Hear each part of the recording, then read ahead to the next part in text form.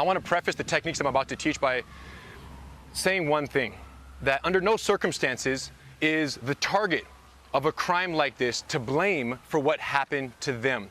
We should be able to wear whatever we want, run wherever we want, at any time that we want, drink whatever we want, hang out with whomever we like. So we have the right, not the obligation, but the right to learn techniques that can help increase our chance of survivability in a worst case violent physical encounter. So my wife Eve is here with me today to demonstrate some techniques. And in the case of an abduction, what we have to understand, rule number one, don't fight the attacker. Fight the attacker's objective. What they would like to do is grab and isolate and remove you from the primary crime scene as quickly and as quietly as possible. So our objective is to delay, to slow things down and make it as loud as possible to draw attention to the situation. So if Eve is over here and I get a hold of her, look what she's gonna do. Somebody help!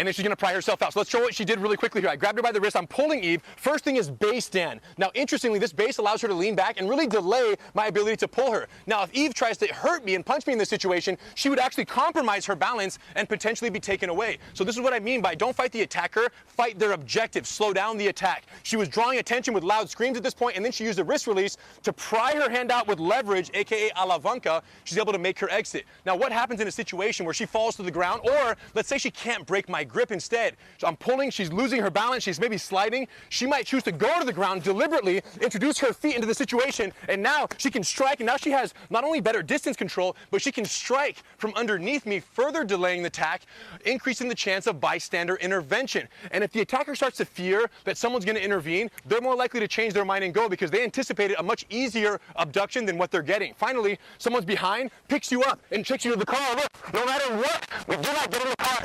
So I'm here, I'm trying, and Eve's not gonna cooperate under any circumstances. You see how she used her legs to push off the car, delaying our entry, and then once we hit the ground, she makes her exit. But what if she gets thrown in the car? After you. Rule number one, get out as quickly as possible. Someone takes you in the car, you go out the other door. You get out as quickly as possible while the car is either parked or at very low speed. But let's say you can't get out of the car. They're driving, you're in the back seat. If you can't exit the car, there is an option to use a vascular neck restraint, a very effective technique. I'm driving, watch what Eve does from here. She wraps, she locks her hands together, and then from here, I gotta breathe. Bilateral carotid artery compression.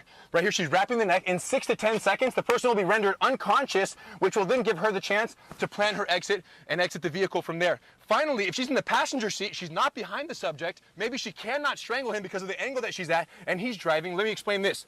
This is the last resort.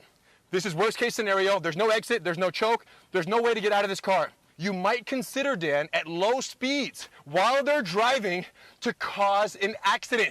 Boom! If you have an option, put your seatbelt on first, but you cause an accident hoping to draw attention to the situation, and then when the crash happens, low speeds, of course, the best, you control it as best you can, and you're gonna make this decision in the moment. The point is, everything is on the table when it comes to saving your life. The rule is, you never wanna be taken away from the primary crime scene where contact was made. So Eve's attempt to crash is in her attempt to prevent us from going to another location where it's gonna be much harder to recover her and help her get free from that situation. All of these from the Women Empowered Gracie Jiu-Jitsu program for self-defense, all of that is available at gracieuniversity.com. So anyone who wants to learn more should definitely check it out. gracieuniversity.com, folks. Please, please check it out. Henner, this information is literally life-saving. I'm not being figurative. Thank you so much for your time. We really appreciate that. And thanks to your wife as well. Anytime, Dan. I appreciate you as well. Thank you.